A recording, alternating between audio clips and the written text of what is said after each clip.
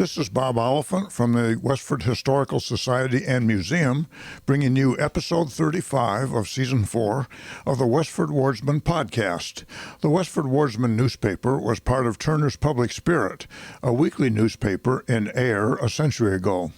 In this episode, we'll be reading the Wardsman for the week ending Saturday, September 2nd, 1911, and I'll elaborate on what was happening in Westford that week. The week starts with the Westford Center section. Mr. and Mrs. Oscar Spaulding have returned from a pleasant vacation, going first to Old Orchard Beach and later to Portland, making from the latter place various shorter trips. Miss May Day has been assisting Miss Bunce at the library during college vacation days. May Day was in college at the time, and she would come back and become the head librarian at the library. Miss Mary E. Drew is at her Westford home after spending several months in Lowell and Cambridge. Joseph Knight passed his 73rd milestone of life's journey on Saturday of last week. On that day, Mr. and Mrs. Knight entertained a group of friends and relatives in honor of the occasion. A few years ago, Mr. Knight had a long, serious illness, but is comfortably well now. Best wishes for a continuance of the same from his friends. Mrs. Homer Seavey has been entertaining her mother and aunt, Mrs. Mitchell and Miss Pear of Cambridge, for a week's visit. State Supervisor of Assessors, Robert G. Patton, with headquarters at the State House, Boston, had his annual conference with our Board of Assessors at the Town Hall on Thursday of last week. The annual meeting of the WCTU, that's the Women's Christian Temperance Union, will be held with Mrs. Homer Seavey on Wednesday afternoon of next week. There will be business of importance, including the election of officers, and a full attendance of the members is urged. Sherman Fletcher, in company with Fred Hildreth of Malden, has been enjoying several days' vacation on a trip to western Massachusetts. About 25 members of Westford Grange attended the field day of the North Middlesex Pomona Grange last week Thursday at the Frank Foss Farm in Dracut. Good weather, a well-managed clam-bake dinner at noon, and a well-balanced program afterward of good speakers, readers, and singers made the outing a most successful one. The poles of the new electric lights are being distributed about the village, and a good number of our residents are having their houses wired for lighting. The regular services at the Congregational Church will be resumed on Sunday after the 3 weeks vacation. Miss Mary Morn has gone to Providence, Rhode Island for several weeks in her professional capacity. She was a nurse. George E. H. Abbott, whose death took place in Groton last week, formerly lived in Westford, the family home being where Walter J. Merritt now lives. The body was brought to Westford for interment in the family lot at Fairview. Mr. Abbott's father, Ephraim Abbott, was preceptor of Westford Academy for a number of years. The schools in town open next Tuesday morning. The Frost School and the Academy have been thoroughly put in order and some minor repairs made, preparatory to the opening of school. Next, we have the About Town section written by Samuel Law Taylor. Services at the Unitarian Church will commence on Sunday, September 3rd. A letter from Reverend Benjamin Bailey confirms the report of his resignation. He will continue with the parish until after the conference, which will be held with the First Parish on October 19th. His resignation is to take effect the following Sunday, which will make 8½ years of ministry with the parish, with the First Parish, Westford, and 50 years of loyal devotion to the faith of his father since his ordination at Dedham on March 14th, 1861. It's just about the time the Civil War started. David L. Grieg, the early sunrise farmer who makes the tree and vine to blow and abundance of grass to mow, has just returned from a vacation in rural New York. He owned the town or the farm that is located across Main Street from Westwood Cemetery. Mr. and Mrs. Abiel J. Abbott are touring in Maine and the provinces with their new Safety Speed automobile. Business on Oak Hill at the stone quarry of H.E. Fletcher & Company is about resuming old-time activities, having fallen heir to several contracts which will make stone chips more numerous than at any time this season. At the Bannister farm, they are raising turkeys, and the weasels are also raising them with much profit. Mrs. Prescott died on Thursday at the home of her son, George E. Prescott, at the John H. Decatur farm on the Lowell Road. The writer received a letter from an old-time neighbor, now farming in South Dakota, stating that he sowed 260 acres of wheat last spring, and the drought harvested it all. That beats the prairie farm drought. The edge is still all off business at the Brookside Mills. Nothing stirring, not even smoke out of the chimney. Miss Luana Decatur, who has been enjoying a 2-month vacation in California and visiting her uncle, Walter Decatur, and her sister, Miss Alma Decatur, has started on the return trip, arriving at the time of writing at Casco Bay, Maine. John and William Taylor were ushers at a church wedding in Cohasset last week Friday. It was the marriage of their friend, Professor J.O. Sallee, to Miss Mary Ellen Clapp. The two Taylor boys were sons of Samuel Taylor.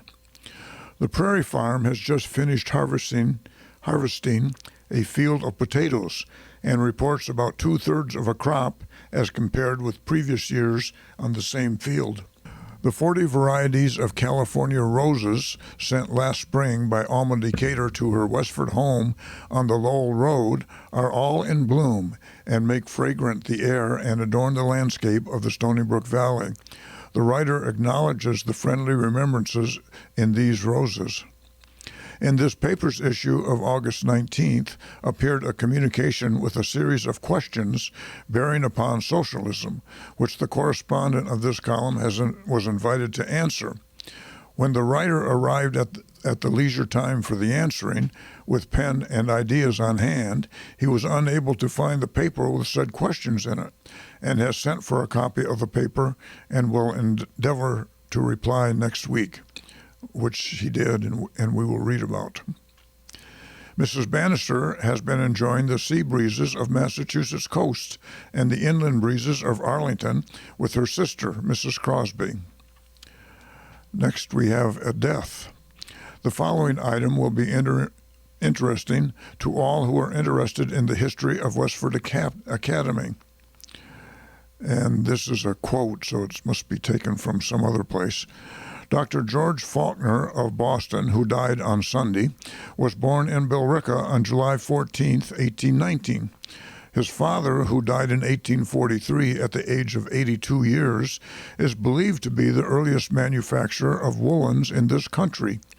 Dr. Faulkner was educated at the academies in Billerica and Westford.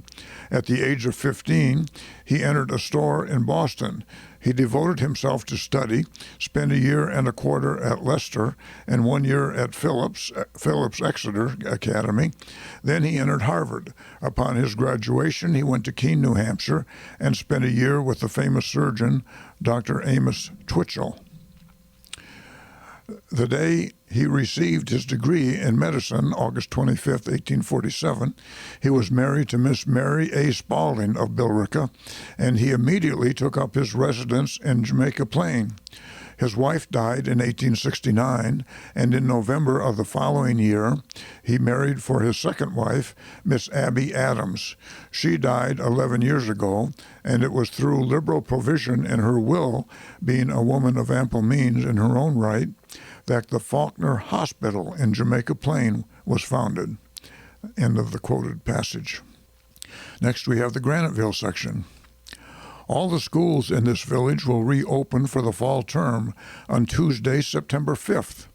There have been much-needed improvements made at the Sergeant School here, and workmen have been kept busy for several days getting it in readiness for the beginning of the school year. The entire sanitary system has been changed and modern plumbing installed, the work being done by the Brownville Mason Company of Fitchburg. P. Henry Harrington of Graniteville has done the woodwork.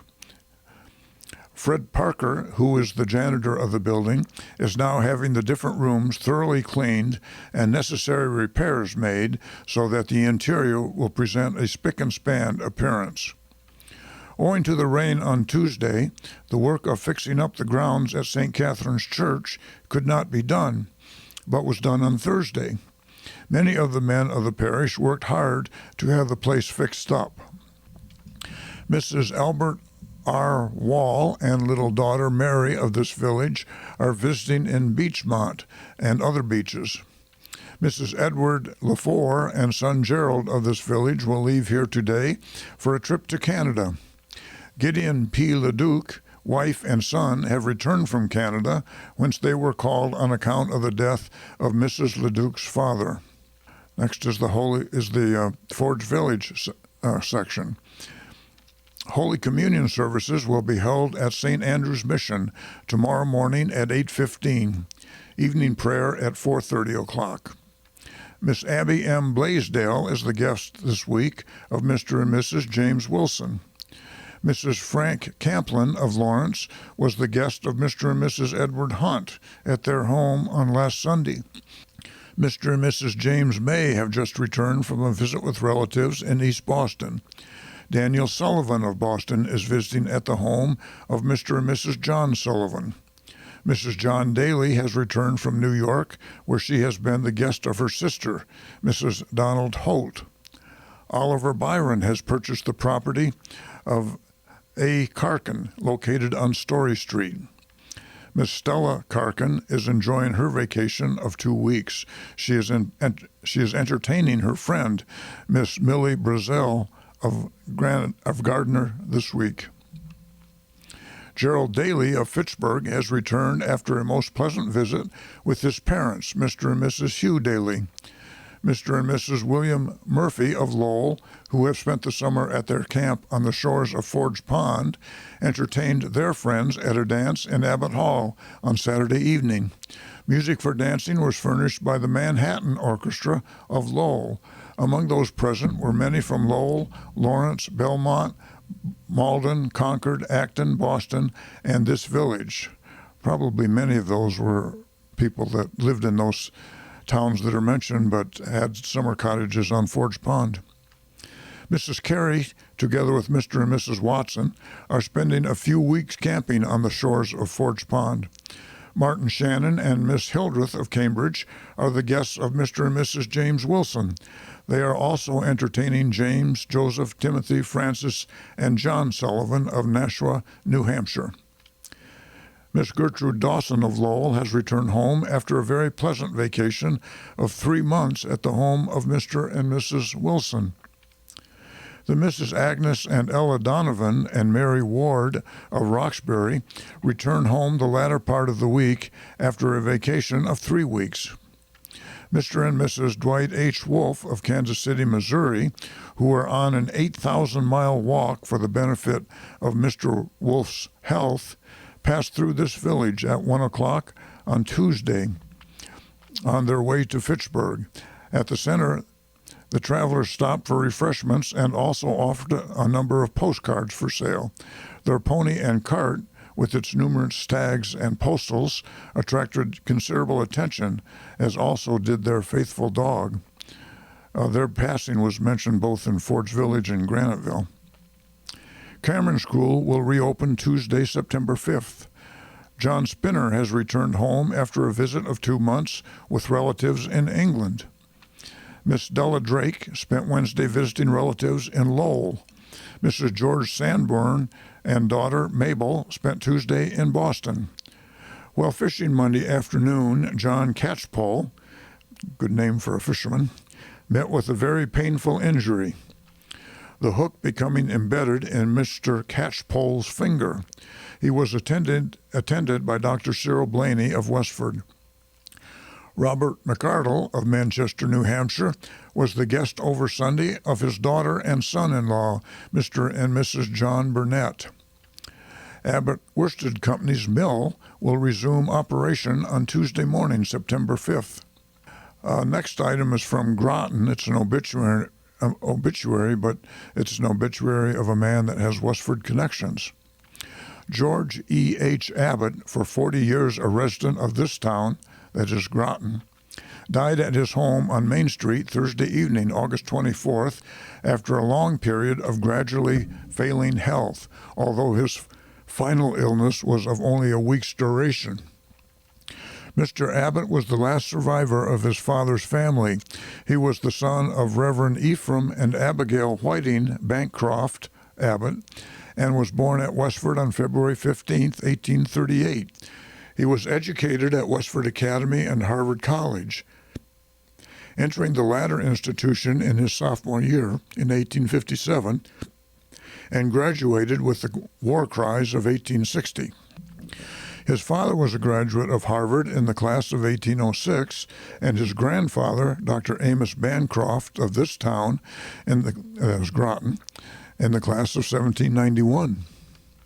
From his stepmother, Mr. Abbott had inherited a large and valuable library from which he derived much pleasure and recreation, and among his books most of his life was passed in quiet retirement, although he has at times done some land surveying and tutoring, and for 1 year after graduating from college taught school at Westford. In 1870, after his father's death, he, with his mother and 2 sisters, removed from Westford to Groton, which has since been his home. His mother died in 1886, and his sisters, both unmarried, died in 1908, since which Mr. Abbott has lived alone and been cared for by a housekeeper. He never married. The funeral services were held at the late home at 2 o'clock on Sunday afternoon, and the burial was in the family lot in Westford Cemetery. And that's the news in Westford for the week ending September 2nd, 1911. Thank you for listening, and thanks to Ryan Cousins of Westford CAT for providing technical support. You can find transcriptions and podcasts from the Wardsman at our website at museum.westford.org, or visit the Historical Society's Facebook page for more Westford news from days gone by.